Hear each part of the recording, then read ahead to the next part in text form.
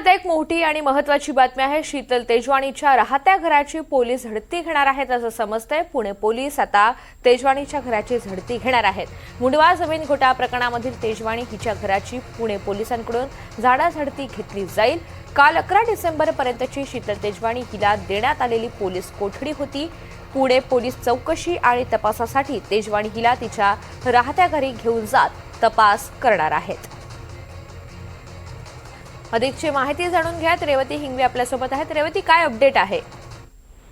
खरं काल गैरव्यवहार प्रकरणातल्या मुख्य आरोपी शीतल तेजवानी हिला पोलीस कोठडी सुनावण्यात आलेली आहे। 11 डिसेंबर पर्यंत म्हणजेच 8 दिवसांची पोलीस कोठडी ही सुनावण्यात आलेली आहे आणि त्यानंतर पुन्हा एकदा पोलीस चौकशी आणि पोलीस तपासाला सुरुवात झालेली पाहायला मिळते।